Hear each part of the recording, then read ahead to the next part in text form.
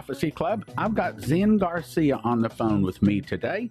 He's a webmaster, video producer, radio host, author of 7 books in the ministry for 10 years. Now, the interesting thing he's going to be talking to you today about is Lucifer and how he is the father of Cain, a different point of view on Genesis 4. So with that, Zen, welcome to the Prophecy Club. Thank you, Stan. I appreciate the opportunity and for you being so open-minded as to allow me to speak about this concept, because it's not well received, surprisingly, in the mainstream Christian community. And I've received a lot of angst for even writing a book about the subject. So thank you for that. Okay, well, tell us a little bit about yourself, how you come to be here and how you came to write this book, and then tell us about the book. Okay, well, I've been an author since I was 22 years of age. I published my first book when I was 22 and decided to travel. At that time, I was writing poetry, and I traveled all around the world, and I was really seeking to step out of the norm, out of the 9-to-5 corporate world, and to kind of travel the roads and to visit the different national parks and just experience nature, and also to seek experience of the divine through nature, because poets find and seek inspiration through nature and have that kind of direct contact with the Creator in that way. And so that's what I did. And while in the process of writing my second book, When the Evening Dies, I was in an accident in California where we lost our brakes on a mountain road and dropped off a cliff, and I actually became a quadriplegic at that time. And so the next year or so, maybe 15 months, was a grand process. I was trying to undergo the whole transition into disability and to pick up pieces of what was, the broken part of myself, and to redefine my faith, and also to rediscover my connection with the Creator and the Son, the Holy Spirit. And so I began to read Scripture again in a way that I never had prior. And I found that in reading not only the Old and New Testament, but also the Apocrypha, the Pseudepigrapha, and other extra canonical, extra biblical texts, that there was something that kept presenting itself to me. And this was the concept that what had happened in the garden had led to the beguilement of Eve, and that beguilement resulted in her being impregnated with the firstborn son of the devil, Lucifer, and that Cain was not a child of Adam's, which, if you look at it with an open mind and also do the research and study into the things that I will present on this program, it seems absolutely plausible, and it seems to be a skeleton key which unlocks so much more of Scripture, which is veiled and connected to this knowledge and the discernment of it. And it will help people to understand the Genesis 3:15, the enmity between the woman and the serpent, between her seed and thy seed, speaking to Satan, and also will tie to the reality that we are dealing with as a planet, with the children of the devil sitting on all the thrones of the world, and the connections of the New World Order globalist elite to being part of this bloodline and lineage. Christ refers to them as the synagogue of Satan, those who say they are Jews but are not, and also speaks about them being as the tares in Matthew chapter 13, and also as the goat, the separation of the goat and sheep, which will take place at the end of days with the second coming of Christ and the harvest. And all those things are connected to this one, symbolically and metaphorically, the garden parable. Well, I think you may find our people a lot more open to what you're saying than what probably most people are, because I've made a DVD, and it's called DNA of the Mark of the Beast. And I talk about how Daniel 2:43 says that they will mingle themselves with the seed of men. I tie that to Joel 2:8, where they fall upon a sword, but they will not be wounded. That may explain why in Revelation 9:6 they'll seek death and not find it. Right. Desire to die, and death shall flee from them. And then if you look at Revelation 16:7, it says, noisome and grievous sores break out upon people that have the mark of the beast. And there is a very distinct possibility that when it says they mingle themselves with the seed of men, it is talking about exactly what you're talking about. I believe that along with the mark of the beast, they'll also offer an injection that will basically be injecting the seed of Satan into the DNA of those people that take it. And it changes their DNA, gives them instant healing and eternal life. At least that's what they're going to advertise, but we know that it doesn't work out so good. So, yeah, I think we would like to hear about how you believe in the scriptures. So explain to us how you believe that Cain is actually the son of Lucifer. Okay. Well, the one main scripture that everybody points to deny this as a possibility is the King James Version Genesis 4:1, which I absolutely believe and know that the King James Version is an inspired text. There's the work of Ivan Panini, who has done so many mathematical calculations to verify that there's no other way for all these mathematic to be encoded and embedded within the text without it being inspired by the mind of God. And so if you look at this particular one sentence where it says, and Adam knew Eve his wife, semicolon, and she conceived, comma, and bare Cain, comma, and said, I have gotten a man from the Lord. This is very important to denote that the semicolon marks separation, and separation of the first part, and Adam knew Eve his wife, and from the second part, and she conceived and bare Cain and said, I've gotten a man from the Lord. And to give further verification of this, one has to go to and look to what are called the Targumic texts.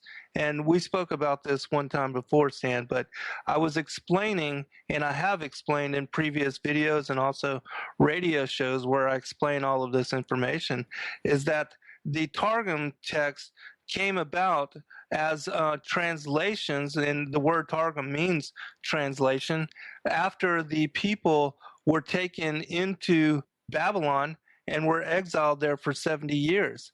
And that Hebrew afterwards became largely a priestly and a scholarly language, and that the lay people and the common people, they assimilated what was the vernacular of that day, which was Aramaic.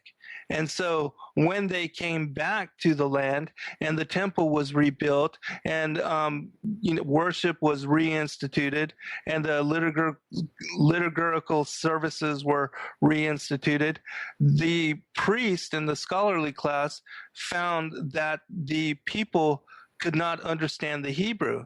And so these translations came about as a result of their not being able to understand the language of their forefathers.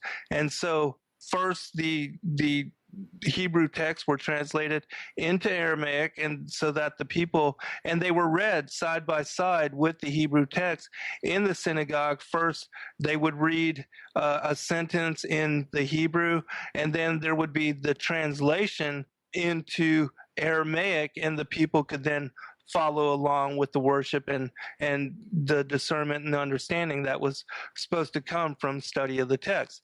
And so they made sure that these translations were precise to what was being shown and what was expounded upon in the Hebrew text. And we do have copies and translations now into English of those Targumic texts. And there are a few of those available to us of this generation. And so when you look to those texts, it's my opinion that they give elucidation on what that particular sentence and what the semicolon means. But anybody that just looks up the definition of the semicolon will show that it denotes and marks separation as far as idea and content. And so looking to the Palestinian Targum, it says, and Adam knew his wife Eve, comma, who had desired the angel, semicolon, And she conceived and bare Cain. And she said, I have acquired a man, the angel of the Lord. Looking to another one of the translations of the Targumic text, it says, Adam knew Hava, his wife, who had desired the angel, and she conceived and bare Cain, and she said, I have acquired a man, the angel of the Lord. And she added to bear from her husband Adam, his twin, even Abel. Another part of the translation, which gives even more detail as to what the Genesis 4:1 in the King James Version of the text is truly saying. And this also explains why Cain's lineage is found in Genesis 4:1 and separated from Adam's lineage, which is found in Genesis chapter 5. It says this, and Adam knew his wife Eve, who was pregnant by the angel Samael, which is the angel of death, and she conceived and bare Cain, semicolon. And he was like the heavenly beings and not like the earthly beings. And she said, I have acquired a man, the angel of the Lord. And so when you put all of these things together, it seems that what the King James Version of the Bible is saying with Genesis 4:1, yes, Adam knew Eve, his wife, but that result and that conception was Abel. And she conceived and bare Cain. That was the result of her having desired the angel, who was, in this case, the angel Samael, which is just another name for the angel of death, which is Lucifer, Satan, the adversary. And she conceived and bare Cain, said, I have acquired a man, the angel of the Lord, referring to this angel, Satan, and that the beguilement of Eve was actually her becoming impregnated with Cain. And that, if you look to the traditional story of how everybody thinks that Eve ate of some fruit from some tree, how that would result in them covering their genitals, and also how that would result in the prophecies of Genesis 3, namely that Eve would now become pregnant and have to bear children in sorrow, and that Adam would have to work the soil to bring forth sustenance for what would be his children and the future progeny of their now bearing children. And also how this, if it was a fruit, how it could result in enmity between the seed of the serpent and the seed of the woman. And so in my mind, all that does not add up or make any kind of sense unless the beguilement of Eve resulted in her being pregnant with Cain, who was a separate offspring and the half-brother of Abel. And it would also explain why he is evil in his nature and why the Most High told him to follow the ways of goodness, or he would, follow his nature, which he was referring to Satan, because Satan was the father of Cain. And then there are several, which my book, Lucifer, Father of Cain, there are several references, not only in the Old and the New Testament, but in the extra biblical, extra canonical texts, the book of Enoch, several texts, which I provide all of this source and reference so that people can read for themselves with an open mind, and then go before the Father and the Son and the Holy Spirit and ask them for discernment on these topics. And it's my opinion that once people can kind of put aside all the things that they've been taught in their foundational belief systems, the ones that they have accepted up until just now, and to really open themselves to the possibility of this knowledge, that it goes a long ways in helping them to understand the further battles between these two seed lines all through the Old Testament, the New Testament, the differences between Ishmael and Isaac, between Jacob and Esau, between the wheat and the tares, the goat and the sheep, and that it also helps us to understand the world situation and the presence of evil, and also a bloodline and a lineage which is dedicated to the worship of the fallen angels and to Lucifer and Satan. The Freemasons, these secret societies, these different brotherhoods, which openly, well, kind of secretively, but even though it, with the internet and with people gaining access to Masonic texts, and it's now open knowledge that they do worship Lucifer as the light bearer, and that this information, if you understand it, helps you to understand the beginning and the ending and everything in between.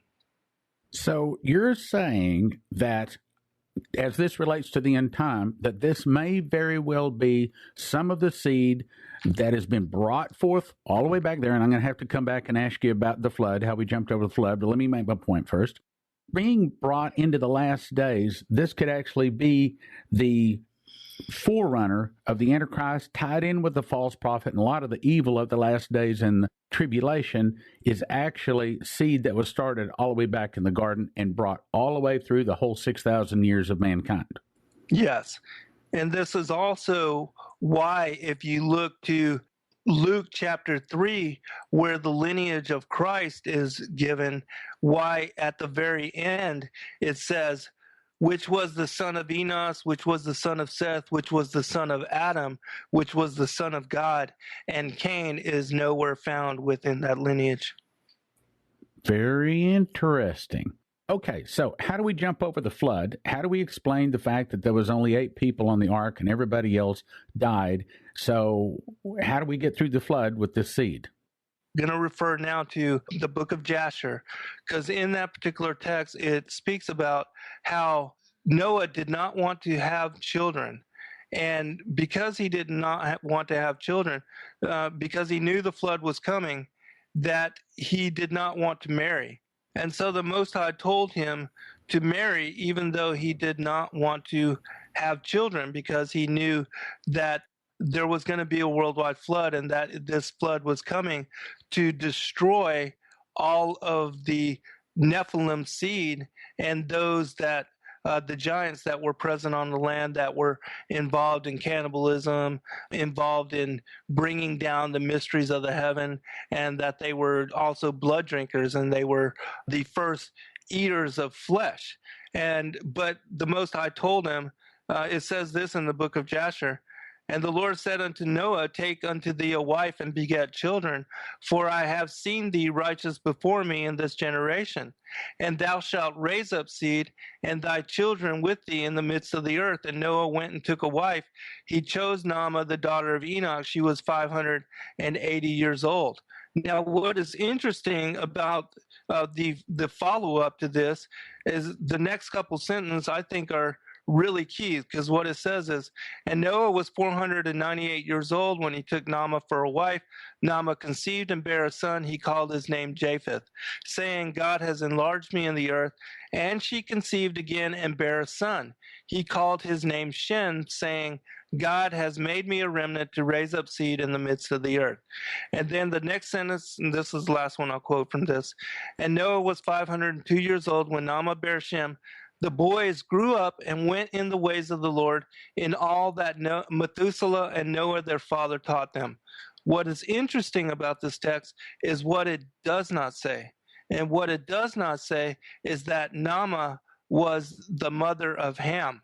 And so whether that something happened to Naamah before or prior to Noah and his family going on to the ark, we can speculate that possibly Noah had another wife, and that the result of his copulation with that wife was Ham. And what is interesting about that speculation is that when you refer to the story of Noah and Ham seeing the nakedness of his father, and then you refer to Leviticus 18 verse 8, where it says the nakedness of the father is sex with the mother, that when Ham saw the nakedness of his father, if you understand that story for what it really is suggesting, is that Ham slept with his mother, and that the result of that fornication and that unholy act was that Canaan was born. And that Canaan, we know, was the usurper of the land of Canaan, and that was where the giants settled, and that the Philistines, the seed of Goliath, and the other giants, the brothers of Goliath, Saph, whom David, and this also is part of that too. David's war with Goliath and all of that was the enmity between the seed of the woman and the seed of the serpent. And so there is a possibility that whoever was the second wife of Noah, that Ham mated with her, and that Canaan was the result of that birth. And it says this specifically in the Targumic text. It gives absolute verification that Canaan was the fourth-born son of Ham and the grandson of Noah from the result of his having seen the nakedness of his father.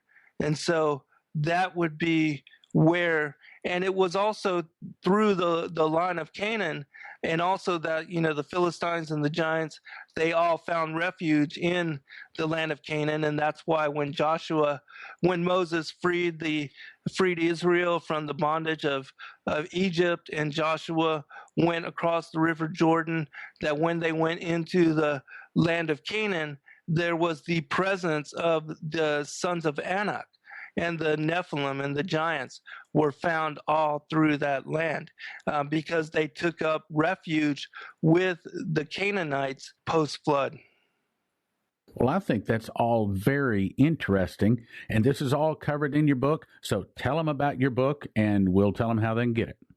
Sure, yes. This is all found in Lucifer, Father of Cain, and I also cover the origins of evil and also expound upon and explain the Nephilim, the giants, the wars between these two bloodlines and seed lines, also with Isaac and Ishmael, Jacob and Esau, into what Christ was referring to when he says, I know you are Abraham's seed, but you seek to kill me, that your father is the devil, to the parable of Matthew chapter 13, talking about the wheat and the tares, and also with the harvest coming at the end of days, and how that ties into what the Most High told Adam and the serpent and Eve in Genesis chapter 3.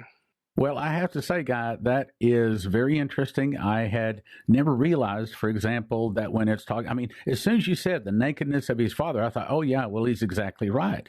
But I had always seen that Ham had an experience like a homosexual experience with Noah.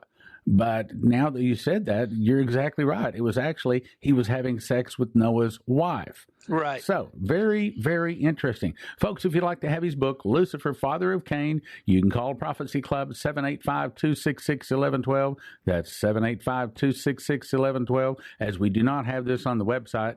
But you can call and give us a gift of $25 or more, and we'd be happy to send you his new book, Lucifer, Father of Cain, 785-266-1112. Now, give us the overview of what's in the book one more time.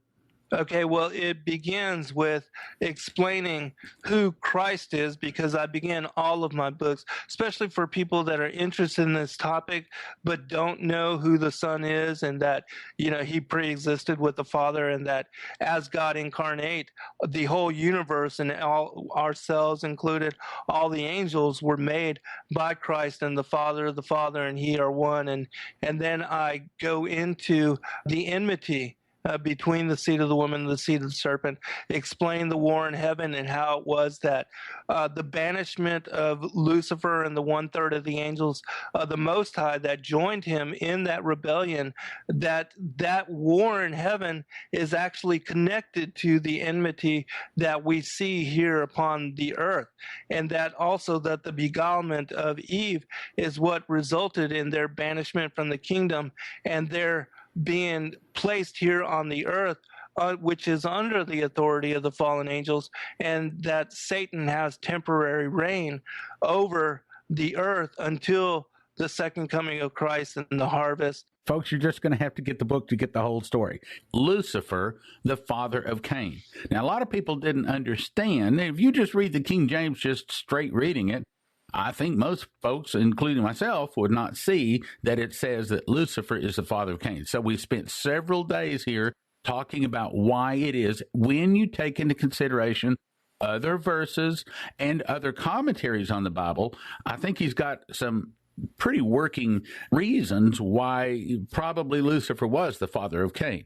Okay, well, I think that we'll spend the majority of this program talking about some of the allusions that Christ made in the New Testament, which is also tied to this information. But just to set the foundation and also provide other references which will help people to better understand this information, I also want to bring up a couple things from, well, this will be Genesis chapter 5, because I had made mention in the previous program about why it is that Cain's lineage in Genesis chapter 4 is separated from Adam's lineage. And I explained with the Targumic text, as well as explaining what the semicolon meant in the King James Version of Genesis chapter 4:1, how all of that, when you refer to the Targumic text, you get better description and more understanding, which helps one to understand what that separation denotes and what the semicolon actually meant. And so I'll begin with Genesis chapter 5 in the Targumic text, because this also provides greater detail on the King James Version of Genesis chapter 5 and why it is that in chapter 5 we find Adam's lineage. It says this: "This is the book of the genealogy of man. In the day that the Lord created man, in the likeness of the Lord he made him. Male and female he created them and blessed them in the name of his word. He called their name man in the day they were created.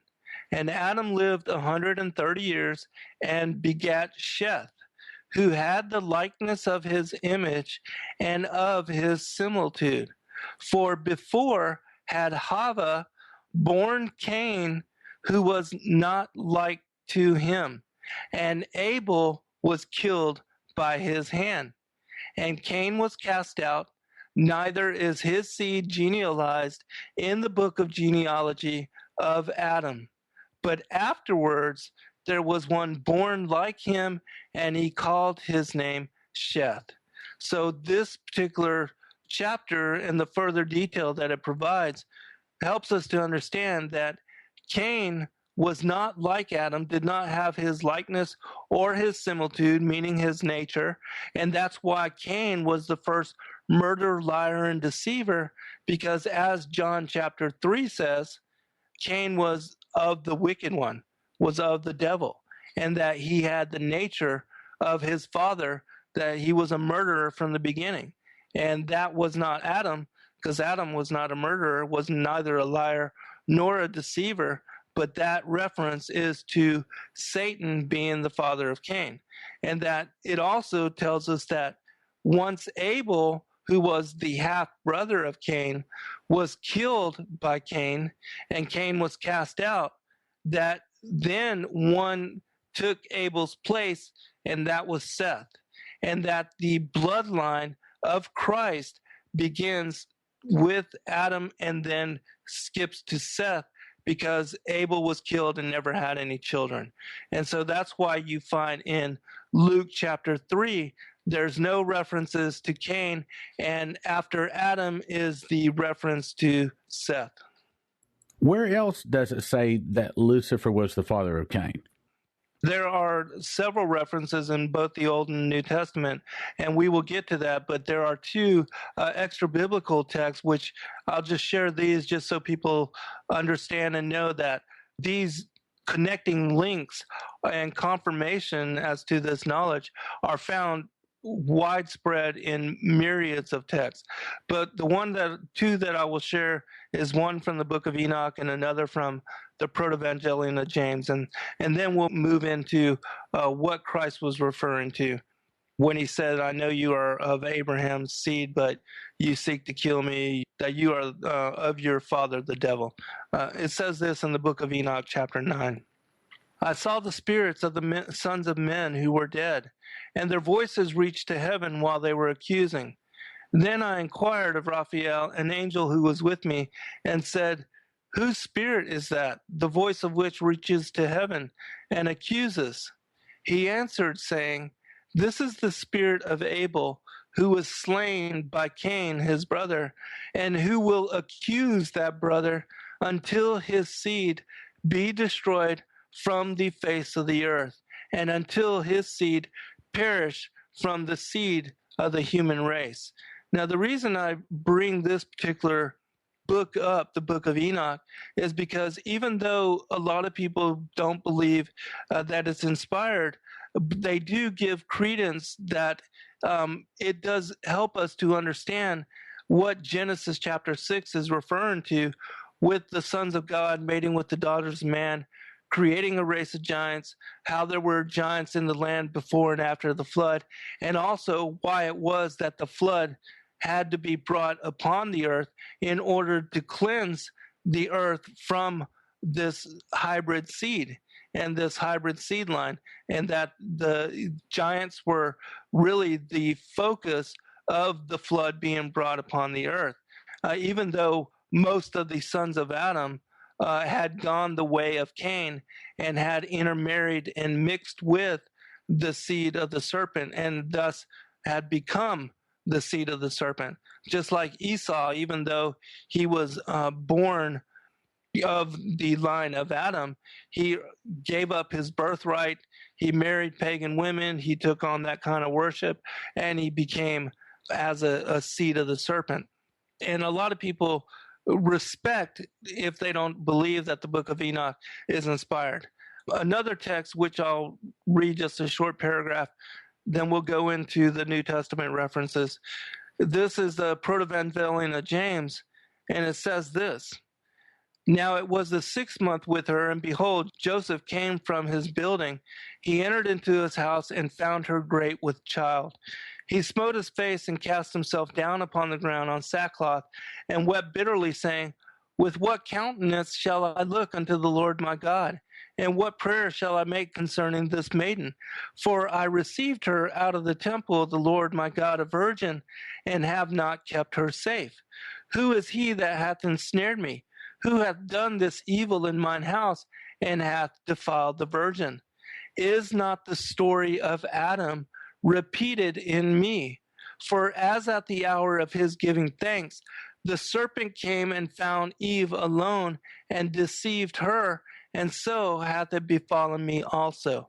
And so in this story, Joseph, who was an elderly widowed man and already had children from a previous marriage, he was chosen to be the caretaker of Mary, who was a 14-year-old virgin who had lived in the temple and had spoken with angels, had been even fed by the angels, and did not want to become married and did not want to have children. And so he took her from the temple to his house, went out for 6 months to do construction work because he was involved in that. When he came back, he found her pregnant. And he says in this story, is not the story of Adam repeating in me? For as at the hour his giving thanks, the serpent came and found Eve alone and deceived her, so hath it befallen me also. So in this story, we can refer that Joseph and all of the other patriarchs of Israel and the people of Israel knew, and that it was common knowledge, that the serpent had also beguiled Eve, and that his deceiving her had resulted in her becoming pregnant. And so he's saying that the story of Adam was repeated in him, in that he did not know who had deceived and beguiled Mary and impregnated her. Even though we know that it was the Holy Spirit, and that this would result in the Immaculate Conception, and that Christ would be the result of this birth. But his not knowing, and he was going to hide Mary away, but he was told by the Holy Spirit then that she was carrying the child of the Lord, and that she was a virgin both before and that she would be a virgin even after. And there are stories of that which, to verify. Salome was the midwife, and she verified in a very graphic way how Mary was a virgin even after the birth of Christ, and that the Immaculate Conception was not one of a natural where she was impregnated with the seed of man or defiled in that way.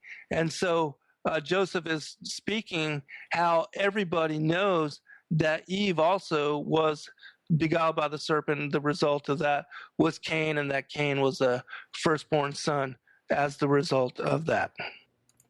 Well, as I listen to you, I mean, I've heard other people refer to this kind of angle on understanding these scriptures, but if you just look at the scriptures, you don't see this in there. However, as you're saying this and explaining it, it all seems to make sense. It ties together with Bible prophecy in the last days.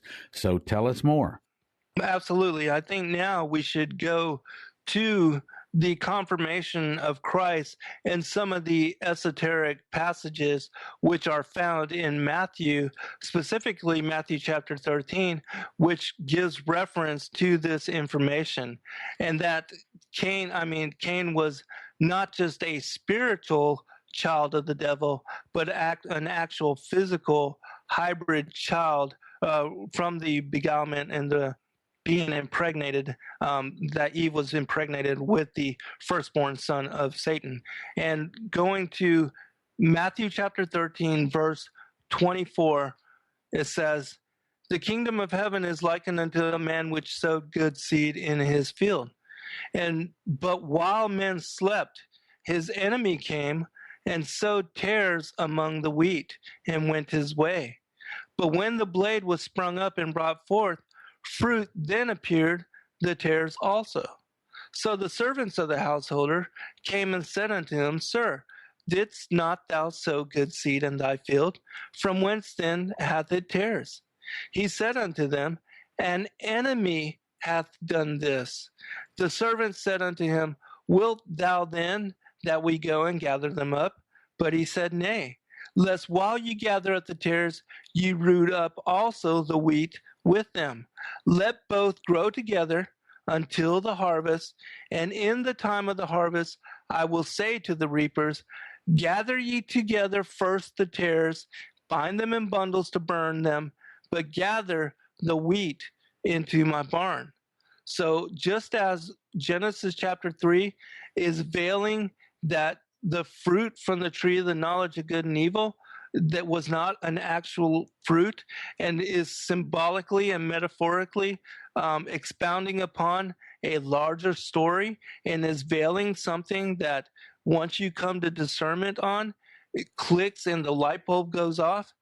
If we refer to and look to, but while men slept, his enemy came, sowed tares among the wheat, and went his way. That this is a reference to what occurred in the garden, and that while Adam was doing whatever he was doing, in this case, the metaphor is that he slept doing whatever he was doing, that an enemy came. That enemy is a reference to Satan, and that Satan is the one that sowed the tares. In this case, the tare is Cain. And so the enmity, again, going back to Genesis chapter 3, verse 15, with the enmity between the seed of the woman, the seed of the serpent, between her seed and thy seed, referring to Satan, that the world situation, that over what would be the next 6,000 years from Cain and Abel to what would be even our day now as our being the fig tree generation, the last generation, and that the harvest with the wheat and the tares, which I'll get to next, is a reference to both coming up in the garden and both that the tares were allowed to be with the wheat and that they would be both allowed continuance until the harvest, which in this case, the harvest is the second coming of the Son of Man, that when Christ comes again, that this will actually take place. And it says, "From whence then hath it tares? He said unto them, An enemy hath done this." Now, this is important because when we skip down just a little bit more and we go to the portion of Matthew chapter 13, verse 36, which this is important because in this particular scenario, Christ sends the multitudes away. His address to the multitudes is that he is speaking to them in parable form, in that they don't understand. It says somewhere, "Speak I to them in parables, for they seeing see not, hearing hear not, and neither do they understand." So he refers these stories in parable form so that when they have the information and do come to discernment later, that the light will go off for them and they will understand that this is what Christ was meaning and what he was referring to. Well, in this case, the multitudes are sent away.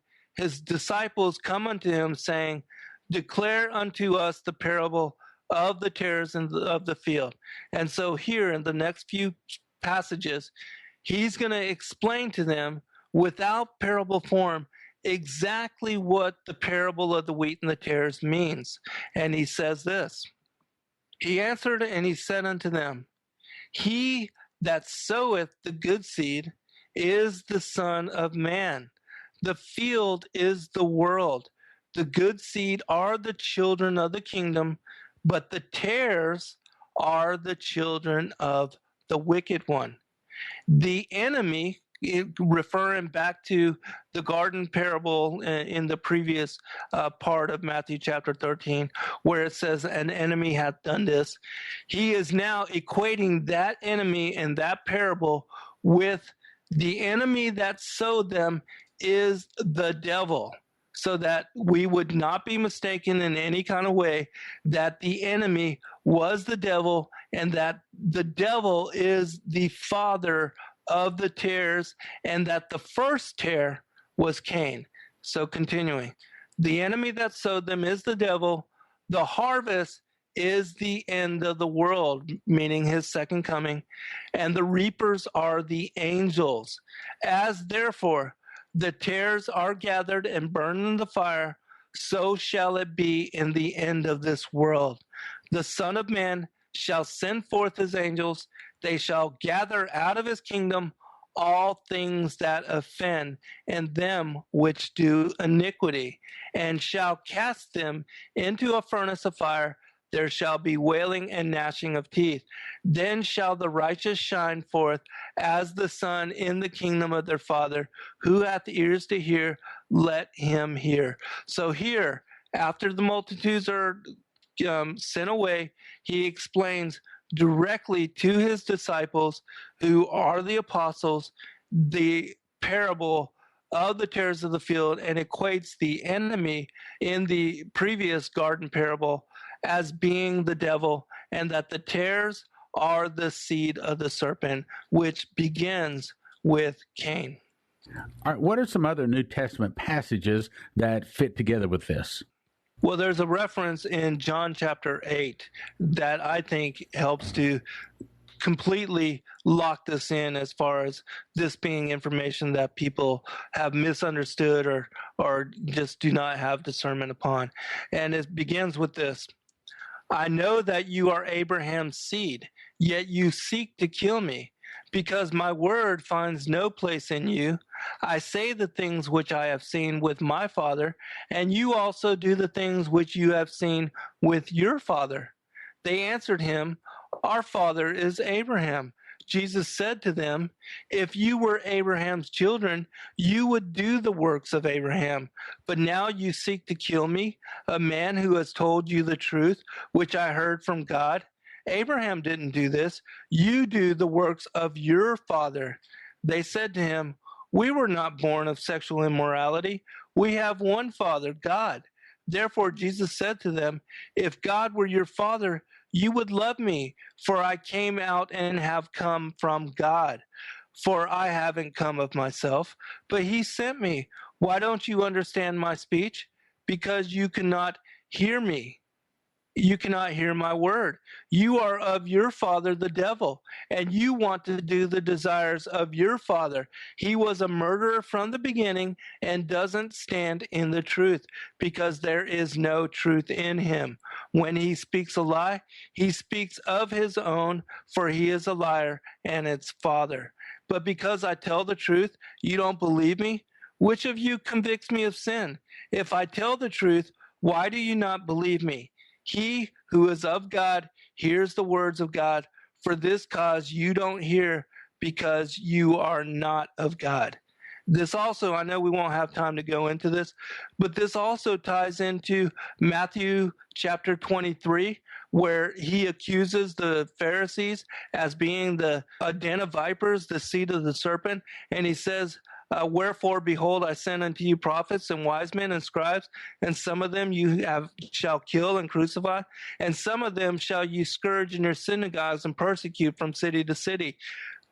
Upon you may come all the righteous blood shed upon the earth, from the blood of righteous Abel unto the blood of Zacharias, son of Barachias, whom ye slew between the temple and the altar. So here he's tying the Pharisees and the church authorities that are seeking to kill him with Cain, who was the murderer of Abel, and he's accusing them, the seed of Cain, as being those that have conspired to kill all of the righteous prophets, from Abel to Zacharias, and now with Jesus Christ.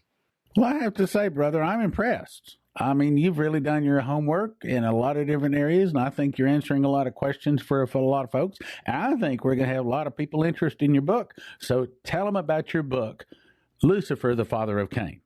Yes, it covers all of this information and much, much more. There are sources and references, I believe 200 separate quotes and commentary provided by me about what they mean and how to understand this knowledge, and that we find this discernment scattered in myriads of texts, not just the Old and the New Testament, which, Matthew chapter 13, I think, is the culmination and the direct explanation of all of this information. Well, you better also explain your name, Zen Garcia, because they need to know that you are, in fact, a Christian, not a Buddha worshiper. So tell us about that. Yes. Before I began writing books, I used to teach martial arts. And one of the books that I shared with my students was called Zen in the Martial Arts by a guy named Joe Hyams. And my students began to call me Zen, and the name kind of stuck. Everybody at the martial arts dojo began calling me Zen. And then when I published my first books, before I began to author anything on Christian, or my first 3 books were poetry books and published under the name Zen Garcia, and that kind of stuck. And so even though my name is Peter Garcia, my published name under Zen Garcia. Okay, so tell us why we should get your book.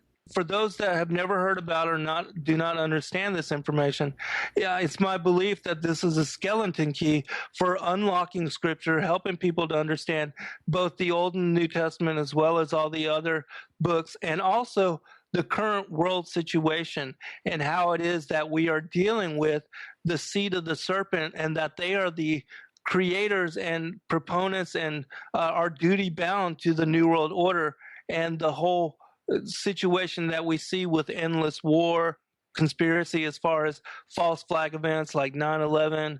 All those things are tied into this information.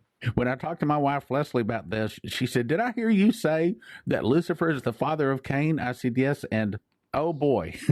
Oh, yes.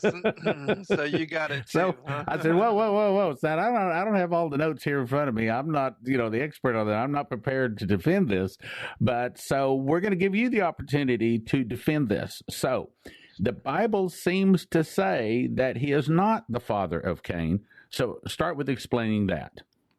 Well, it seems to, but as we covered in the very first show that I spoke with you on, the Genesis chapter 4, verse 1, that the semicolon denotes separation between, and Adam knew his wife Eve, semicolon, and then the part where Cain is born, I don't have it exactly right in front of me, but those two parts are separated.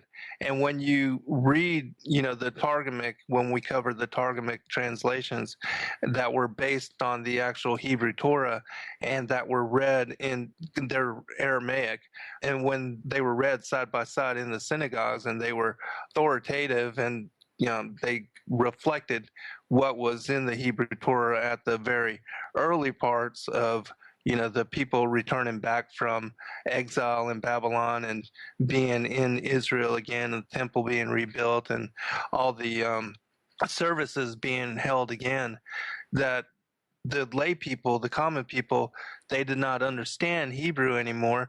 And when you look to those translations, it gives further detail as to what Genesis 4:1 was actually stating. And it details that Lucifer is the father of Cain, and that's why he was of ill nature, the first murderer, liar, and deceiver, that he did not follow the nature of Adam because Adam was not his father, did not have the likeness and similitude of Adam.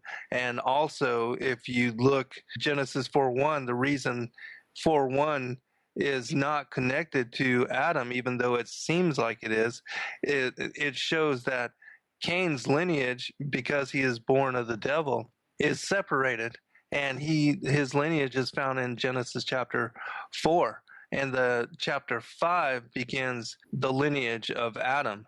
And I also read the Targumic translation of Genesis chapter 5, which spoke about that Cain was born of the devil, and that because he was not of similitude and likeness to Adam, that he is not genealogized with the sons of Adam, which is also reflected in Luke chapter 3 when you go there and you see the lineage of Christ that goes all the way back to Adam. It goes from Adam to Seth, and Cain is nowhere found within that as well. And so the next passage that I will share in my mind also verifies this premise and seems to nail it concrete that indeed the devil was the father of Cain. And I know this is an extra biblical text, but everything that we've done in the first two shows were based on the canon. And the second part that we did previous to this one, we covered all of the references that Christ made to this same concept and premise. And we talked about the Matthew 13, the enemy that snuck in the garden, and also the parable of the wheat and the tares, where the Christ sends away the multitudes and explains directly to his apostles and his disciples that indeed the tares were fathered by the devil. And he also states again in that Matthew 13 parable, he says that the enemy is the devil, stating that the enemy that snuck into the garden that sowed the tares in that parable, it was the devil. And so this particular passage, I believe, emphasizes that point. It says this: "He who has been created is beautiful, but you would not find his son's noble creations. If he were not created but begotten, you would find that his seed was noble. But now he was created and he begot. What nobility is this? First, adultery came into being, afterward, murder. And he was begotten in adultery, for he was the child of the serpent. And so he became a murderer, just like his father, and he killed his brother." Now, let's break down this particular passage because it seems esoteric in its presentation. But once you understand what is being veiled by the metaphors that are being laid out in this particular passage, it totally makes sense and aligns with everything that I told you prior. Now, let me just jump right in here. Why is it important for us as Christians, and especially folks that are prophecy students that want to understand the prophecies of the Bible, why is it important that we understand that Cain's father was Lucifer? because it's important to understand the world condition of today and what we're dealing with as the final generation, as the fig tree generation, in that we are going to be seeing the forces and the sons of Cain, the lineage of Cain, the New World Order, and all those that are duty bound and serve their father, the devil, and Lucifer, and worship him and not the same God as we, nor do they adhere to the salvation that Christ generously extends even to the sons of Cain. But all of this explains a current world situation, as well as the 6,000 years, the wars between, like in the Old Testament, the dilemma between Ishmael and Isaac, and also Jacob and Esau, David and Goliath. These wars between these two different bloodlines, seed lines, and lineages are everywhere written into the Old Testament and the New Testament. Even the fact that the Pharisees killed, that Christ blamed the Pharisees and the sons of Cain and those that are the den of the vipers, the synagogue of Satan, for killing even righteous Abel all the way to Zacharias. And so they even murdered the Lord and our King, and they're still murdering, and they're hiding in the shadows. They're hiding in the darkness. They were the ones, in my opinion, that kept and hid much of this knowledge until this generation, and that the Father, the Son, the Holy Spirit, because they are pouring out their spirit on all flesh, that this knowledge is coming to light in this generation. Okay, let me ask it a different way. Are you trying to say that some of the leaders of the world, the ruling elite, the Rothschilds, the Rockefellers, folks like that, are you trying to say that some of them, many of them, or maybe even all of them, are actually of this lineage? Yes, absolutely. In fact, there was a 12-year-old girl that did a study on the lines, the bloodlines, and the lineages going back to the various presidents. And she discovered that many of them, including Obama and George Bush and Dick Cheney, that they are all blood related, and that they have a common ancestor going back to not only Vlad the Impaler, but also to Charlemagne, and that Queen Elizabeth is blood related to Obama, Dick Cheney, George Bush, Al Gore, John Kerry. All these individuals are of the same bloodline, of the same family. I know we had a speaker back in the late 90s, and she said that she thought that Clinton was actually a Kennedy. And if you look at his nose, you look at him compared to the other Kennedys, and I thought, she might have a point there. Yeah, I think that a lot of the somewhat illegitimate children are also tied into and blood related with these particular families. And we don't know all that because it's all kept in the hush hush. But that's why they are brought to and given the presidency and installed. Because even though we believe we have say and representation in the electoral process, we really absolutely do not. We are given the illusion of choice when we have two members of the same family being offered as that choice. Like in the election of 2000 with Al Gore and George Bush, kissing cousins. Same thing with John Kerry and George Bush. McCain and Obama, they are also of these royal elitist families. And so we're not really given choice. And now that they've installed the electronic voting machines, and that there's really no way to have a paper trail or confirmation. Yeah, for a long time, I think they've been doctoring all of the voting. But now, Is this the things you're talking about here on like Clinton and Kerry and stuff like that? Is that your opinion, or are you saying you actually have some proof or at least some books that people have been written on this, or is this just your opinion? Oh, no, there's absolutely. Even ABC News, CBS News, even mainstream news has come out that, these people have relations and our cousins. And you can look that up on Google, search it right now. That Dick Cheney and Obama are cousins, and there's been, even Lynn Cheney wrote a book about that and presented that information to the world. And also, there's other verification of this. There's other authors that specialize in, the field of studying bloodlines and lineages that have also verified this knowledge. And so it's not an opinion. It's actually been verified.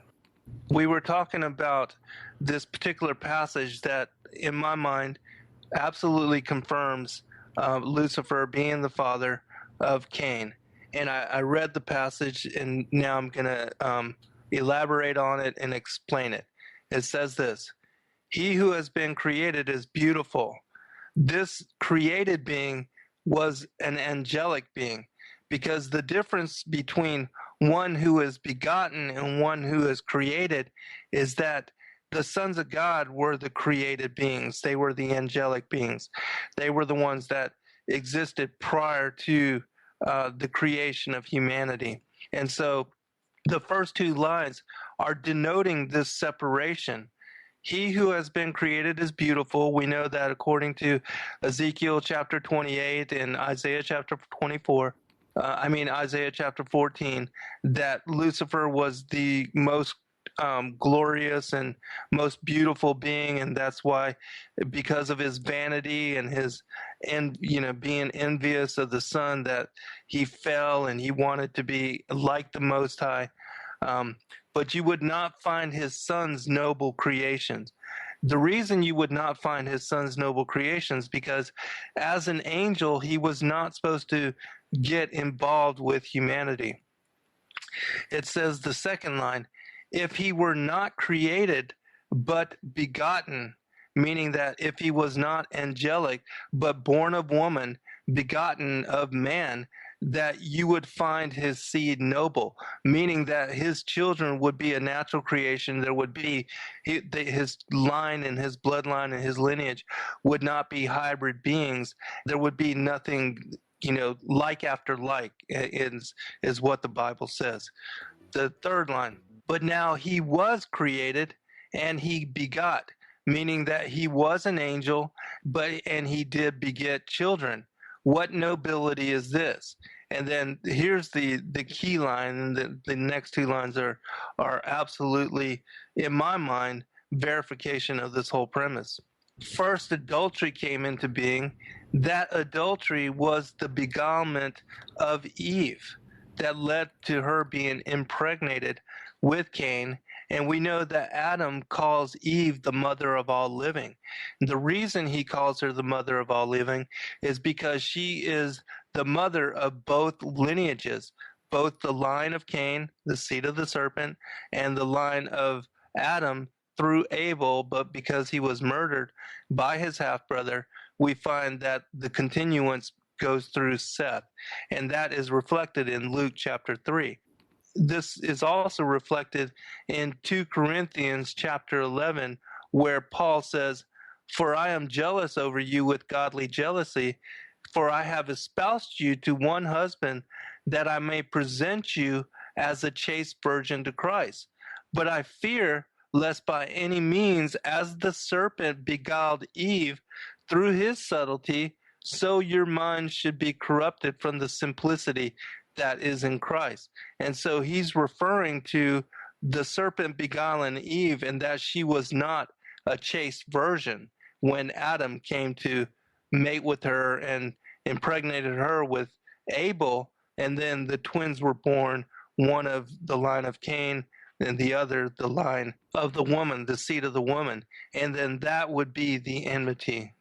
And so on the next part, first adultery came into being, afterward murder. That murder was Cain killing his half-brother, Abel.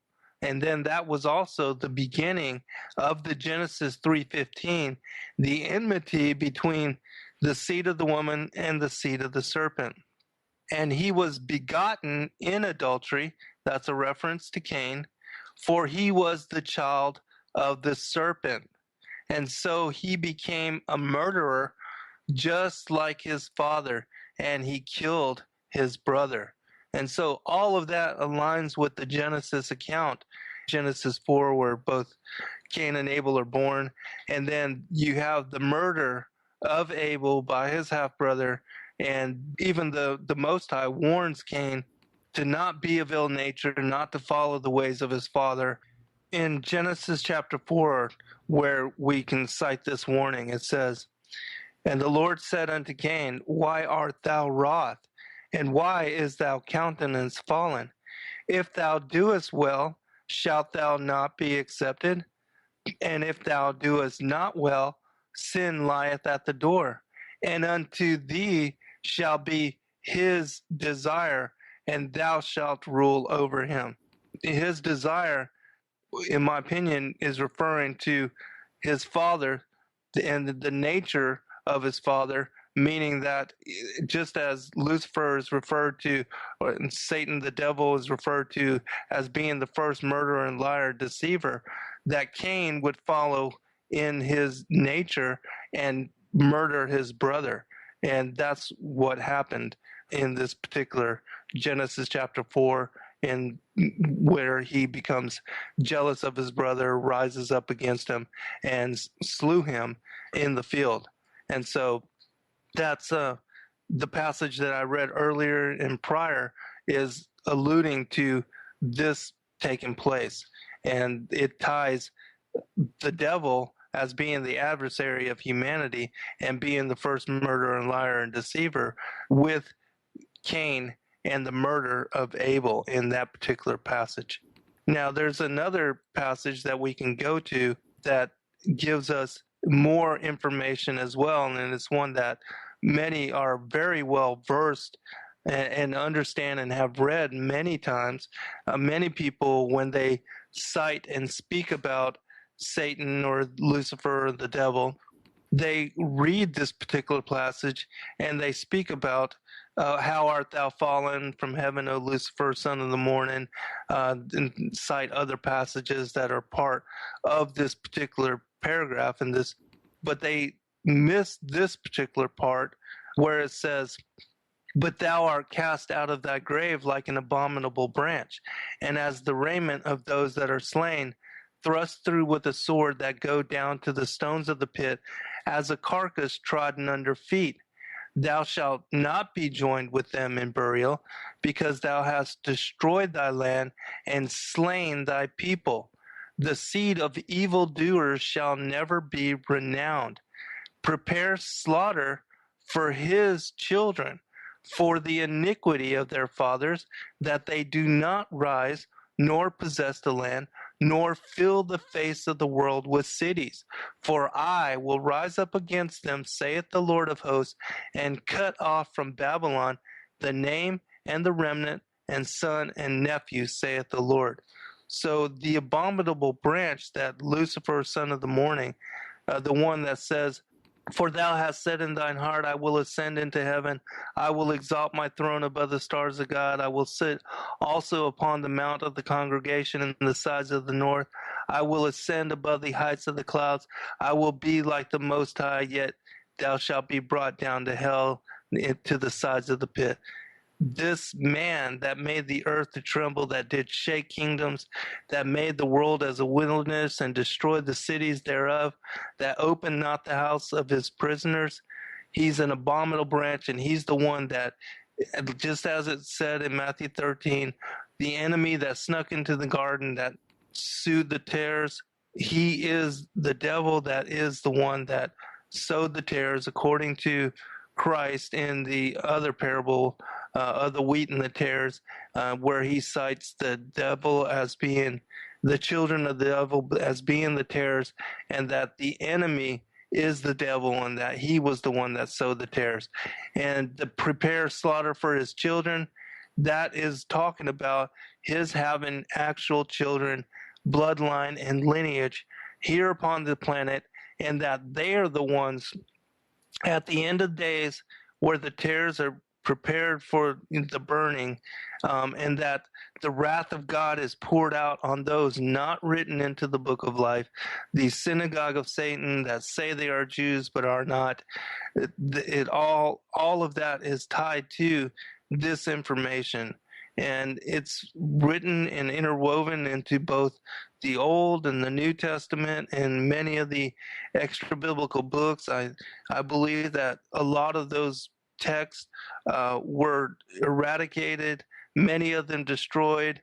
Even the Nag Hammadi codices, which only came to light since 1946, also have this information interwoven within them.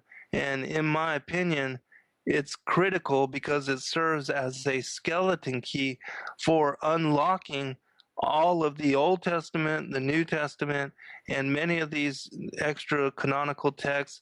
And it helps us to understand our current world situation, the New World Order, how all these elitists, globalists, transnationalists are all part of these families, all part of these secret societies, these brotherhoods and fraternities, these secret orders, the Council on Foreign Relations, the Trilateral Commission, how they do all these blood oaths and go through all these Masonic rituals, and they openly at the highest levels worship the devil and worship their fathers, the fallen angels, and their alignment with that. All of that is based on what happened in the garden, and that Cain was the first hybrid child of the devil, and that there is a bloodline and a lineage on the planet which is aligned to and is the seed of the serpent. I thought kind of that's where you were going. Let me ask you this. How does this relate to the Holy Grail? Now, I know some people have heard the Holy Grail is actually a golden cup that supposedly caught the blood of Christ. But these guys believe that the Holy Grail is actually, they believe that Jesus impregnated Mary and that his blood has come down through the lineage, and the Holy Grail is actually some woman. And some people believe that's the reason they're so interested in getting the DNA sample from everybody on the globe, because they're looking for that particular bloodline. Others believe they already know where it is. So speak to that. Well, in my opinion, the whole thing, as far as, that Christ came, he did not come for this carnal aspect of this world. He came to fulfill a role and a mission, but that they are perpetuating the lie that he fathered children and that Mary Magdalene was his wife, and that they are of that bloodline, and because of that, they have the divine right to rule, when in reality, they are checking and looking for their connections to the seed of the serpent. Because some speculate, and there's also another part we can do about the differences as far as the blood, because they said that there's triple strand DNA which reflects the seed of Cain and the differences between the seed of Cain with the seed of Adam, and that's what they're actually looking for, and that the blood royals, the elites, that they have this difference in this trait, but that they are trying to perpetuate the lie, saying that they are, the Merovingian kings, and that the Merovingian kings were from the lineage of Christ and that he's had children, when we know that he did not come to fulfill anything of the flesh other than to be sinless and to die on the cross and to be the sacrificial lamb, the Passover lamb, so that our sins could be washed clean through his blood and through what he did for all of us. Because even after his death, he extended salvation to both bloodlines and to both lineages, and even to the seed of the serpent, even to the Pharisees and the Canaanites. Let me just jump into my question today. There are a lot of people that believe that there are people being abducted by these UFOs. I've never seen a UFO. I've heard all the stuff that everybody else has seen. We've had several people that are really knowledgeable come in and speak at the Prophecy Club. I think we've got like 5 different DVDs, people that have seen them, and that is their life, is to investigate them. And essentially, here's the whole story. It appears that these sons of God are coming down in these anti-gravity flying devices. 300 million people, I don't know, some astronomical number out there that says the people have been abducted. All right, when they are abducted, first of all, it's not Jesus, because he wouldn't do anything like that without getting their permission. They're abducted without permission, and in almost every case, they are examined sexually. Sperm removed from the men, ovum removed from the women, and they are doing genetic experiments. Other cases where the woman is impregnated, later the baby is taken from her. There's been cases where the ladies have actually been shown their babies that are half man, half alien. One lady even had one of the aliens, which, by the way, did not look gray and have long fingers and big black almond-shaped eyes. This was a man, she said, is about 6'5", blonde hair, blue eyes, the most beautiful man she'd ever seen. He said that they're working together with the governments of the world to form a half man, half alien. They're working together to create a world government. And of course, when she said that, my eyebrows went up for sure. Now, I believe that this may be tying in. So can you explain how this ties in with the whole UFO thing? And one more thing before I get you into that. My suspicion is what they're really doing is trying to come up with the Antichrist, a half man, half alien, because Lucifer doesn't come up with any new idea. He takes what God does and he does it in reverse. Genetically, Jesus was half man, half God. In other words, half man from Mary, half God from the Holy Spirit. So it makes very good sense to me that the Antichrist will be half man and half devil, or half man and half Lucifer. And that's kind of what you're introducing here. So now your comments on all of that. Yes, they are trying to create a fit extension and for the other fallen angels to also work through. But you're right, they are trying to create the perfect being for the introduction of what would be the Antichrist, and that he would be this particular kind of being. And so they're working with the DNA and genetic experimentations on people. We were talking about the differences in the last show at the very end of these particular blood royal elites and regular normal sons of Adam, the seed of the woman. And there's a trait, and that has to do with their having more psychic ability. Some say that they have this Rh negative factor. They're considered to be, these blue blood races, but that the reason the blood royal elites intermarry, even to the point where cousin to cousin, and that they could have schizoid nature brought into their particular, because of the way that they are mating and crossing over and having direct blood relations with first cousins and of that nature.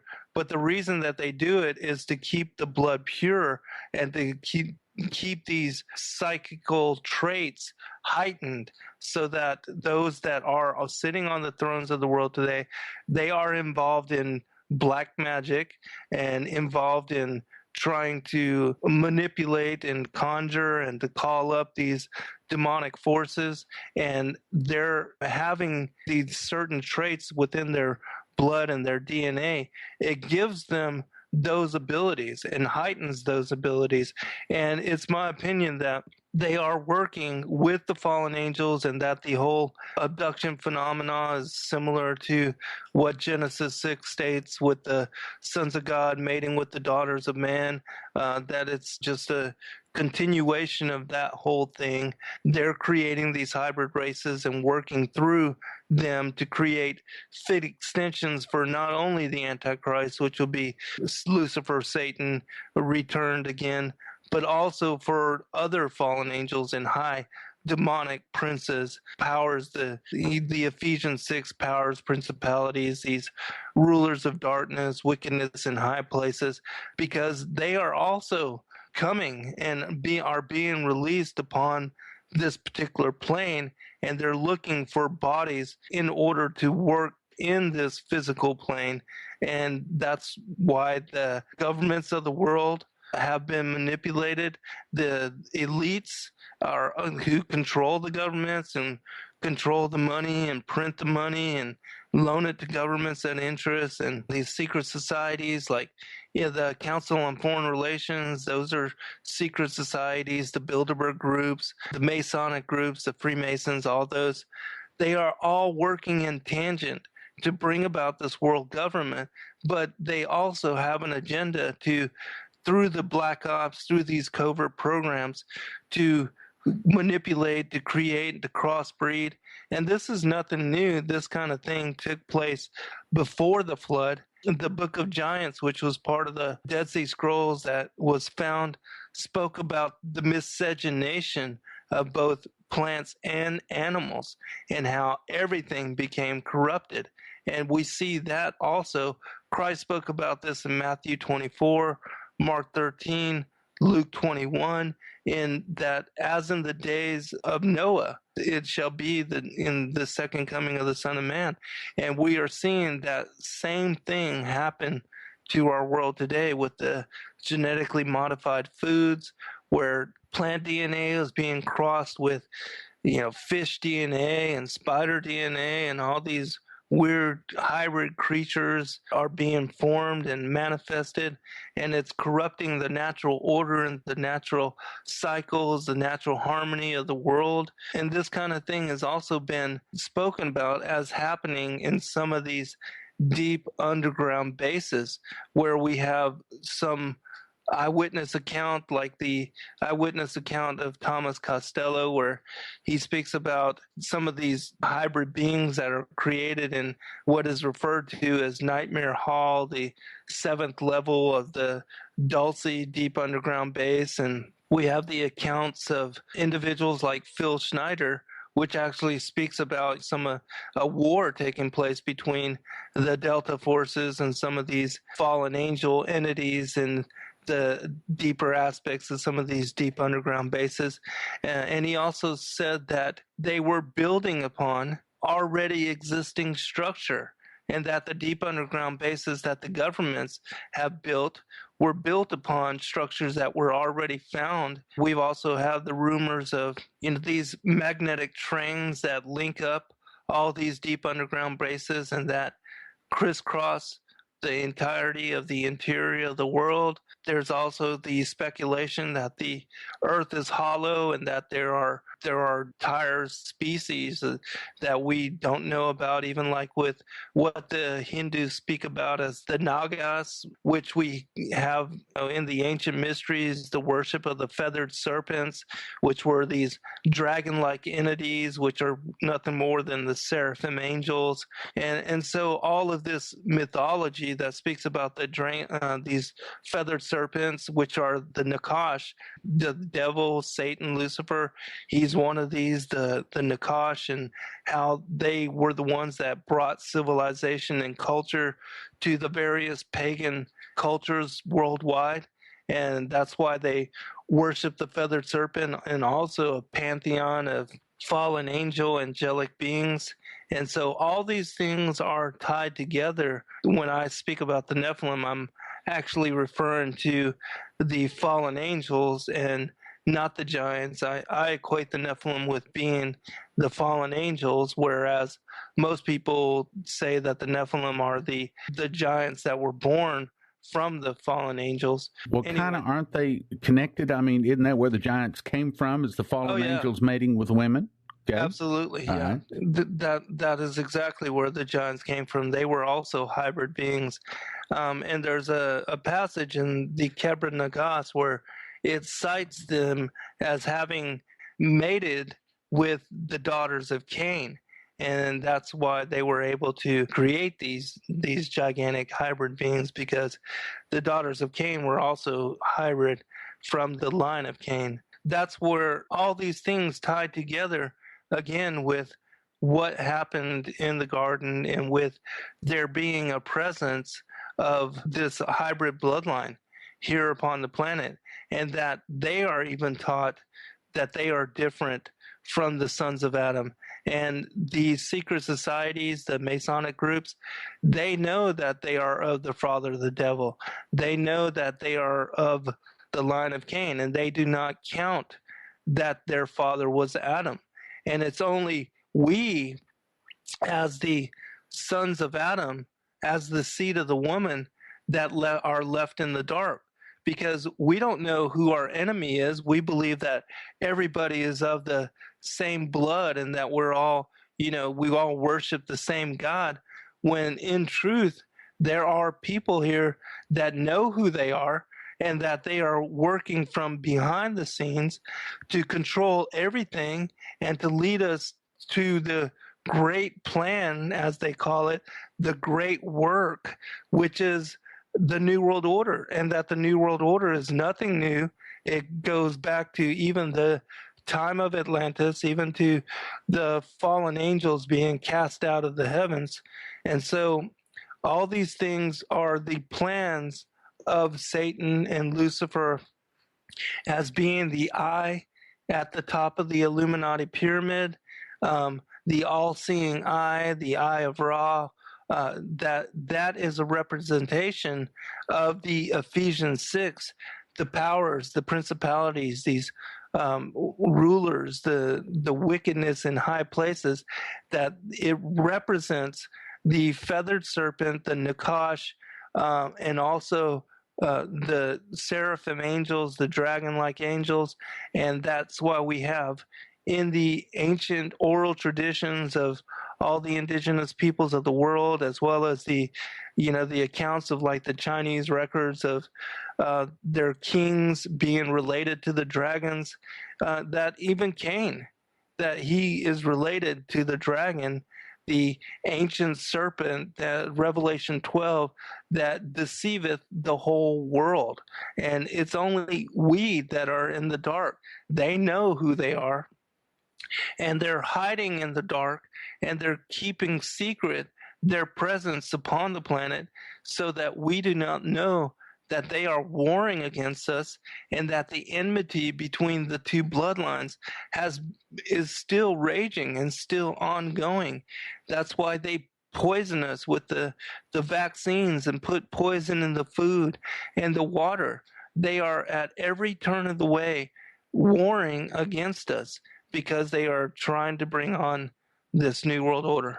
Well, brother, I'll tell you what, I think this is all very interesting, explains a lot of things.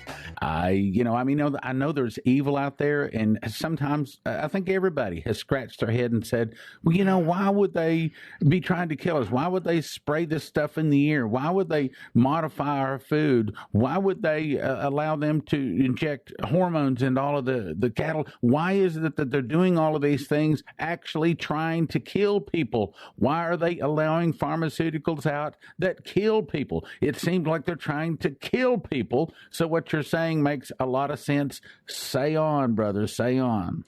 Yes, they are following the dictates of their father at all, even at cost to themselves, because Satan doesn't care about them either. But they are following their plan because they believe that they will be immune to judgment and that they will escape all these things. The whole alternative 1, 2, and 3, the deep underground bases, and the alternative 3 is that with the secret space programs, that they already, according to some of the insider knowledge, that they already have bases on the moon and Mars, and that they believe that they're going to escape all these atrocities, and that all the murder and death that they are, propagating here upon this planet, that they're not going to be here anyways. They're just going to, go off to Mars or the moon or wherever else they think they're going to go, and that they won't have to deal with anything.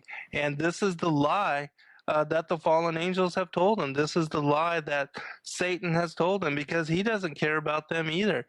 He's just using them for a means, and that means is to wage war and take down as many of the sons of humanity, as many of the sons of Adam as he can, so that even the whole struggle that we see with the world, with people just fighting, struggling to feed their children and just trying to survive in these crazy times, they have no time, no space for effort to work on the higher things of why we are here and who we are, and coming to understand the Creator and the Son, and the salvation, the grace that is extended through Christ Jesus, and so they are too busy just trying to feed themselves and their children, and the world has been brought to that point, just to keep us distracted, to keep us led astray.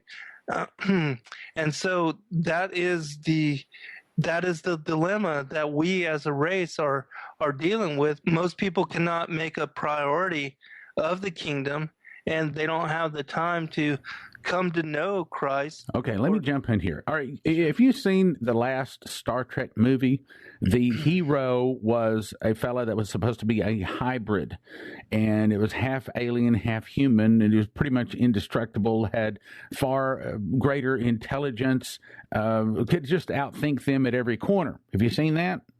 No, I haven't actually. Okay, well, you're familiar with Spider-Man. Okay, essentially, he's talking about how his DNA was changed. The whole thing with the Hulk, he was looking for a way to make a super soldier, and this gamma reportedly changed his DNA. It looks to me like many of the messages that they're sending us through the movies is talking about how they're trying to create a half man, half alien to rule the world. So all of this very could possibly be the explanation from the point of the Bible. Yes? Yes. And we see this reflected in all of the Marvel movies too, where like the Fantastic Four, right. The Avengers, even with Captain America, and how his structure and his DNA was altered. Right. So yeah, we're looking to these hybrid beings to be the saviors of humanity, and it's my opinion that this is also the premise for the Ancient Alien series, in what the Bible refers to as the strong delusion, that they are trying to establish the premise that the fallen angels are the creators of humanity, and that is the missing link for the evolution that so many people believe, that we evolved as monkeys, and how they believe that is beyond me. But anyways, what they're citing now. Well, what you're saying is making a lot of sense, and I think a lot of people out here are probably stopped in their car and they're pulled over and they're listening to everything you're saying. As a matter of fact, I think a lot of people are going to get your book, because this is going to explain a lot of things, fill in a lot of holes, put a lot of pieces of the puzzle in place for people to understand what's really going on. And it's all based upon the Bible, but it's current events too. So anyway, guys, the name of the book that we've been discussing for now the last 4 days in a row is called Lucifer, Father of Cain. It's essentially saying that the influence of the devil started way back in the Garden of Eden, and it's continued, and it's going to continue right up to the time of the Antichrist, that they are the tares. They are a whole nother species living among us. Is that correct? Absolutely. And that's what we don't understand, and that's what they are trying to keep hidden, and have been trying to keep hidden for so very long. But it's my opinion that the Father wants us to know, in order for us to understand the war and the battle that we are currently in. Take a minute and tell us about your book. The Lucifer, Father of Cain, ties all of these things together, and I build upon the foundation of the King James Version of the Bible, the Old and the New Testament, and I take all those things, beginning with the parable of Genesis chapter 3, what happened in the garden with the so-called eating of the fruit from the tree of the knowledge of good and evil, and how this fruit was symbolic and metaphorical, and that it's actually speaking about the beguilement and the impregnation of Eve with Cain, and the beginning of what is the bloodline, the lineage of the seed of the serpent, and that these people are actually a different race of being. Even in the first book of Adam and Eve, if you read all of those texts, they talk about and implore all of the patriarchs from Adam to Noah. They are imploring their children to never intermarry with the seed of Cain, and that even the battle between Ishmael and Isaac, and Jacob and Esau, and all these things are reflected. Even when Joshua goes into the land of Canaan and has to war against the sons of Anak, all this is reflected in this enmity that begins in the garden with Cain and Abel and continues with Cain and Seth. And so even the world condition, what we're dealing with now is the New World Order. Even with the harvest, the second coming of the Son of Man, when Christ returns again, then the war will be ended. The enmity will end, because he's going to bind up, send out his angels, just as he did when the giants were led to slaughter each other before the flood, and the flood was brought on to wipe out and to cleanse the earth anew. The same thing, the second coming of the Son of Man will do the same thing, and that then the war will be ended. Because we know from Genesis 6 that there were giants in the land before and after the flood, and that the line of Cain found continuance until what would be the harvest at the end of days. Well, let me throw in something there. You know that the Bible says that the sons of man came down and mated with the daughters of women, and their offspring were mighty men of old, men of renown. And you probably looked this up. I have looked up the old word, look up the word old in Hebrew, and it means eternal. In other words, these giants were not dying. They didn't have the curse of Cain. They didn't have the curse of Adam on them, and so they were living forever. Another reason why he had to destroy the earth. So I think all of this is really interesting, and I thank you for being on, and I want to have you back on again. And folks, he probably will be back on tomorrow if I can talk him into coming back on again. But let me just say, I think it's important that you get this book. It's called Lucifer, Father of Cain. Zen, you wanted to talk to us about John 3:12 today specifically, so say on, tell us more. All right, let's cover just a few verses here, and then we'll tie this into all the commentary that we've shared in the previous 4 shows. It says that he that committeth sin is of the devil, for the devil sinneth from the beginning. For this purpose the Son of God was manifested, that he might destroy the works of the devil. Whosoever is born of God doth not commit sin, for his seed remaineth in him, and he cannot sin because he is born of God. In this the children of God are manifest, and the children of the devil. Whosoever doeth not righteousness is not of God, neither he that loveth not his brother. For this is the message that ye heard from the beginning, that we should love one another, not as Cain, who was of that wicked one, and slew his brother. And wherefore slew he him? Because his own works were evil, and his brother's righteous. This is 1 John chapter 3, verse 8 through 12. The reason I wanted to begin and focus on this particular passage is because a lot of people utilize and focus on this passage saying that, yes, there are spiritual children of the devil, which indeed there are.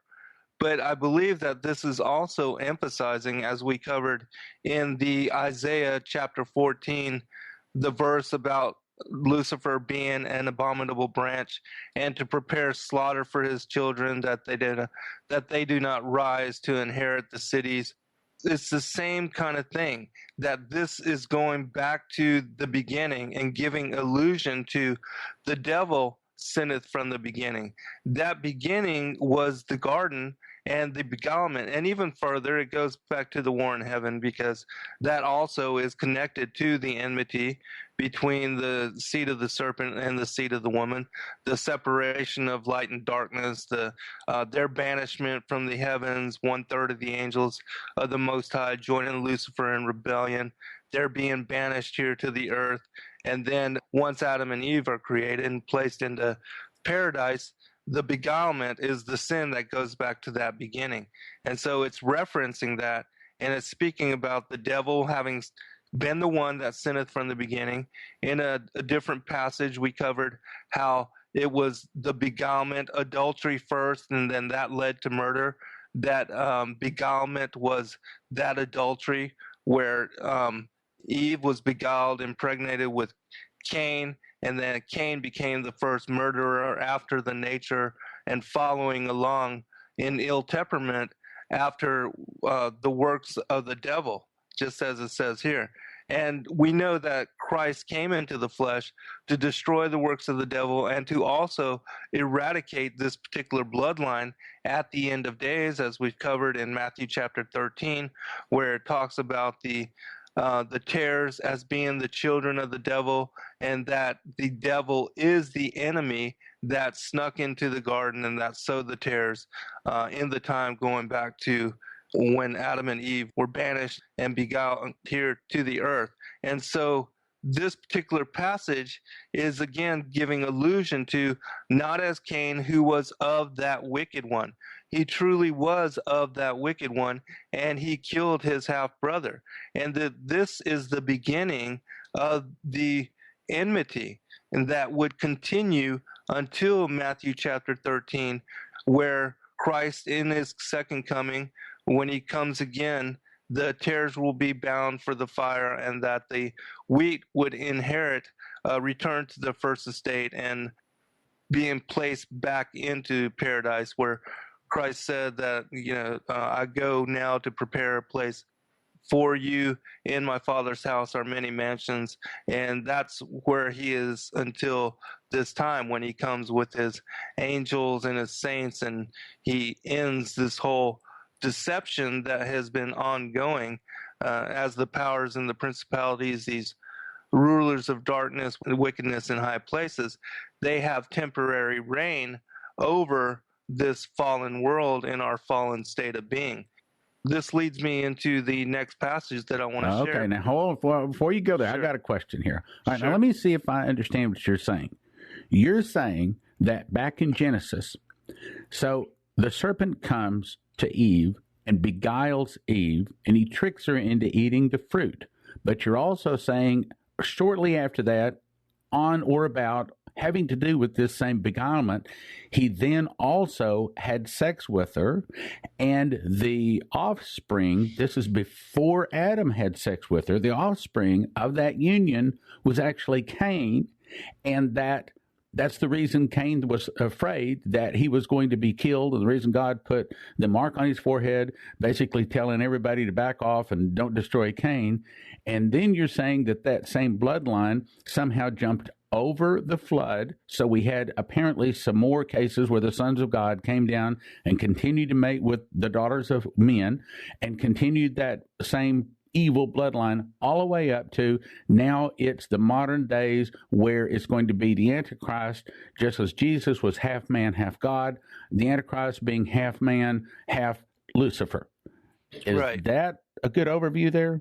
Yes, absolutely. And that ties, because just as it says that there were giants in the earth before and after the flood, the continuance with this particular bloodline was granted all the way to the harvest. Well, now, some people believe that when Joshua was going in cleansing the land, one of the reasons that God told him to kill everybody in that city, man, woman, child, everything, was because he was destroying the seed of Satan that had jumped over the flood, basically. Right, exactly. And that's why, because otherwise, the Most High would seem genocidal or homicidal, and a lot of people take that and twist it and saying that how can we follow a God like this? But if you have discernment and realization that he was sending in Joshua to cleanse the land, much like he did with the flood of Noah's day, and much like David and Goliath, because this war has been ongoing, even with fighting David's brethren fighting against the brothers of Goliath, that this would have continuance until the harvest, and it would be Christ that comes when every knee bows and every tongue confesses that Jesus Christ is Lord. But now we also, right back in the days of Joshua there's other scriptures that talk about the Zuzim and Imam and all of those. And that says that they're giants, okay? They're the height of a cedar.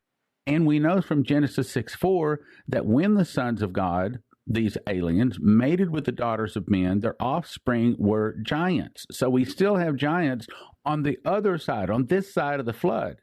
So you've got a point there. And now let's jump into modern times. Okay, now, as I said the other day, what we see with almost all of the abductions, there are cases where the men have sperm removed, the women have ovum removed, and in some cases they're openly told that they are trying to make a hybrid human alien combination.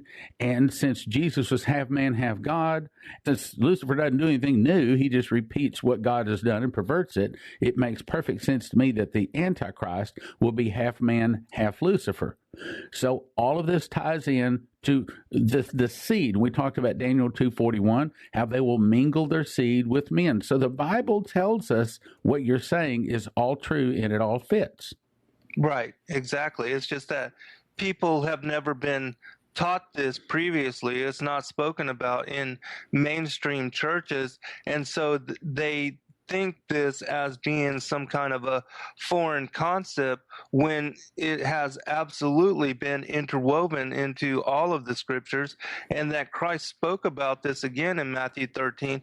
He said, I will utter things that have been hidden since the foundations of the world, meaning that he would bring this knowledge to light and show us exactly what the parable of the wheat and tares is about. Well, Jesus said, as in the days of Noah, so also shall the coming of the Son of Man be. Okay, so here we are. In other words, what was going on in the days of Noah is going to be going on in the days that Jesus returns. And that's exactly what you're saying. You're saying that this seed has made it through the flood. It has, there wasn't any seed, by the way, on the boat, but they came again, apparently, because based upon the scriptures.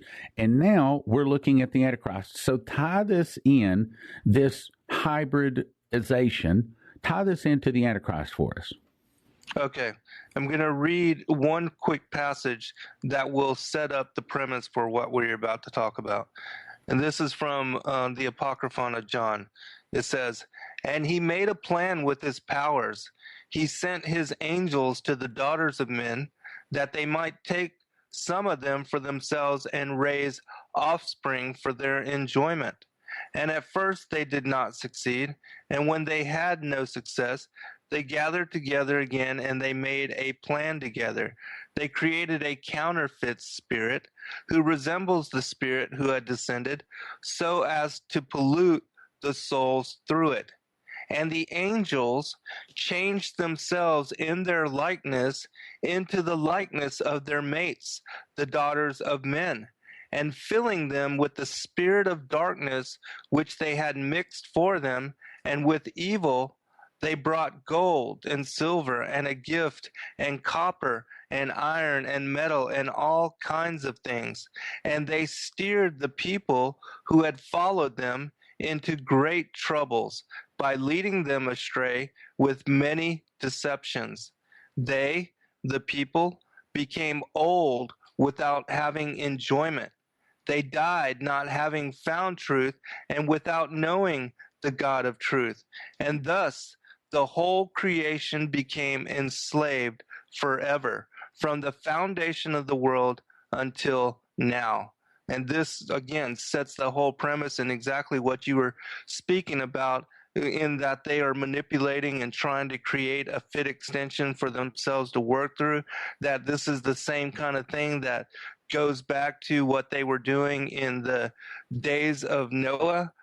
That it speaks about this in the book of Giants, that the miscegenation, and we spoke about this also in a previous show, how they are taking DNA from animals and spiders and all kind of weird things, introducing it into the genetics of even plants, and they're crossbreeding everything so as to corrupt everything, and it's to not only create disease and to corrupt the DNA, but it's also to give them something to work through so that they can have access to this plane of existence. And that's why we have these weird stories of individuals like Phil Schneider and Thomas Costello that speak about these deep underground bases, the genetic manipulations and the kind of hybrid creatures that were created even way back in during that time. And that, as Christ mentions, with as in the days of Noah, this is what we are seeing reflected in our times. These Dr. Moreau type nightmarish scenarios where these kind of genetic experimentations are ongoing, the kind of hybrid creatures that they are creating even now. We have the account of Berosus. I don't know if you know about him, but he was a Chaldean historian that was asked by Alexander the Great to write a history of the prior times, when the fallen angels were here before the creation of modern humanity, and the kinds of things that they were involved in. And he makes mention of some hybrid creatures that are just weird monstrosities. And I'll just read a quick paragraph of it just to give you an idea. It says, "There was a time in which there existed nothing but darkness and an abyss of waters wherein resided most hideous beings, which were produced of a twofold principle. There appeared men, some who were furnished with 2 wings, others with 4, and with 2 faces. They had 1 body but 2 heads, the one that of a man, the other of a woman, and likewise in their several organs both male and female. Other human figures were to be seen with the legs and horns of ghosts." Those are the satyrs that we like Pan. "Some had horses' feet, while others united the hindquarters of a horse with the body of a man, resembling in shape the centaurs. Bulls likewise were bred there with the heads of men, and dogs with 4-fold bodies, terminated in their extremities with the tail of fishes. Horses also with the heads of dogs, men too, and other animals with the heads and bodies of horses and the tails of fishes. In short, there were creatures in which were combined the limbs of every species of animal. In addition to these, fishes, reptiles, serpents with other monstrous animals, which assumed each other's shapes and countenances." And then when we think about, even with the Greek mythology and the Egyptian depictions of these weird hybrid god-like, they're fallen angel godlike creatures on the walls of certain pyramids and certain temple complexes. You have all these hybrid beings with the bodies of men, but with the heads of all kind of different creatures. The stories of the centaurs and the minotaur men. Even in the Bible, there's the mention of the lion men of Moab. So all these things, even though we think they're childhood fantasy and just too far out to believe that this is all mythology, these things had a basis in reality, and with what we are dealing with as the miscegenation of the gene pool of both plants and animals, and that this kind of thing is ongoing even now. We are not privileged to what the black ops and these covert programs are involved in, but these are the kind of things that they are creating now, even in Nightmare Hall as we speak, as Thomas Costello, who lost his life trying to bring this information to light. And Phil Schneider also was murdered for being a testament to some of these weird and strange things. I just looked up that verse. It's actually 2 Samuel 23:20. Let me read it. "And Benaiah, the son of Jehoiada, the son of valiant men of Kabazel, who had done many acts, he slew," now listen to this, guys, 2 lion-like men of Moab. Let me read that again. He slew 2 lion-like men of Moab. He went down also and slew a lion in the midst of a pit in time of snow. So this is basically picturing a winter scene here where he does kill a lion. Okay, so there's a difference between him killing a lion, but this is 2 lion-like men of Moab. So what Zen is talking about here is correct. There's also a passage, it's from the book of Jasher. It says, "And it was one day that Zepho lost a young heifer, and he went to seek it. And he heard it lowing round about the mountain. And Zepho went, and he saw, and behold, there was a large cave at the bottom of the mountain. And there was a great stone there at the entrance of the cave. And Zepho split the stone, and he came into the cave, and he looked, and behold, a large animal was devouring the ox. From the middle upward it resembled a man, and from the middle downward it resembled an animal. And Zepho rose up against the animal and slew it with his swords. And the inhabitants of Chittim heard of this thing, and they rejoiced exceedingly. And they said, What shall we do unto this man who has slain this animal that devoured our cattle? Because they were having a problem with this particular being for a very long time. And there's also one other passage in chapter 36 of the book of Jasher, which also highlights and gives us feedback on some of these strange anomalous creatures that the people were dealing with in the centuries before. It says this, verse 29. And whilst he was feeding his father's asses, he led them to the wilderness at different times to feed them. And there was a day that he brought them to one of the deserts on the seashore opposite the wilderness of the people.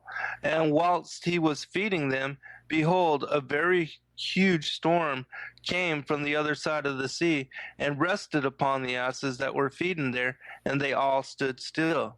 And afterward, about 120 great and terrible animals came out from the wilderness at the other side of the sea, and they all came to the place where the asses were, and they placed themselves there.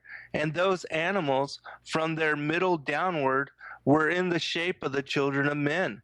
And from their middle upward, some had the likeness of bears, and some the likeness of kephas, with tails behind them, from between their shoulders reaching down to the earth, like the tails of the Dushafath, whatever those are. And these animals came and mounted and rode upon these asses and led them astray, and they went away unto this day. And one of these animals approached Anna and smote him with his tail, and then fled from that place. And so this again is mention of, some of these weird hybrid type creatures that were half man and half other sort of weirdness. Okay, Zen, tell us about your book, Lucifer, Father of Cain.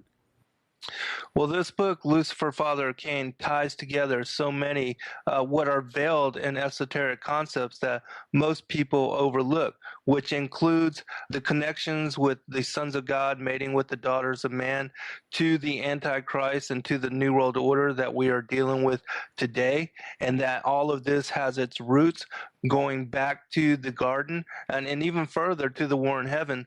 But that continuation begins here on the earth with the enmity between the seed of the woman and the seed of the serpent.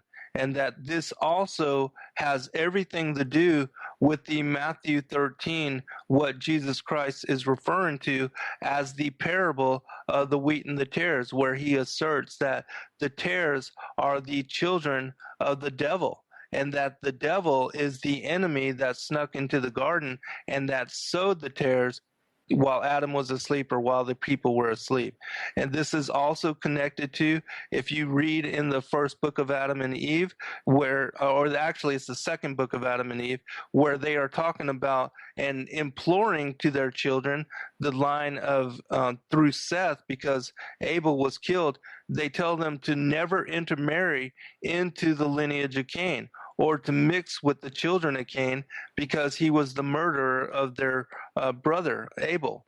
And that is all the way through Noah it is implored over and over and over. Every time the patriarchs are sitting on their deathbed, that's the last thing that they are imploring their children to do, is to never intermarry or mix with the children of Cain. And you will find this has continuance and is an ongoing theme even to where we are now. But that this is involved with the dilemma between Isaac and Ishmael and those two particular bloodlines, and that this is also reflective in the story of Jacob and Esau, and even with David and Goliath and the wars of David's brethren with Goliath and his other 4 brothers. And this also leading us to now to the time of Christ, where he said, I know you are Abraham's seed, but you follow the father, your father is the devil. The synagogue of Satan, Revelation 2:9 and 3:9, all those connections to the Pharisees, the church authorities that killed Abel up to Zacharias, they are all part of this seed of the serpent, and they do not worship the same God as we do. They do not believe that Christ came as Savior Messiah to offer us salvation and to show us that he is the way and the truth and the light, and how to defeat death, and that if we accept him as Lord and King, that he can give us continuance, and that we have an eternal inheritance, which includes paradise and being with the righteous and with the elect. And so if you don't understand this enmity and the connections between these two different bloodlines, it would be hard pressed for you to explain the nature of the world, the prevalence of evil, and also the connections of the New World Order and today's society, and we being the final generation, to the seed of the serpent, going back to the enmity in Genesis 3, verse 15. Right up to the Antichrist. Okay, folks, you've been listening to Zen Garcia. Let me strongly recommend that you grab your pencil right now. It's Lucifer, father of Cain. Now, a lot of people didn't understand. If you just read the King James, just straight reading it, I think most folks, including myself, would not see that it says that Lucifer is the father of Cain. So we spent several days here talking about why it is, when you take into consideration other verses and other commentaries on the Bible. I think he's got some pretty working reasons why probably Lucifer was the father of Cain.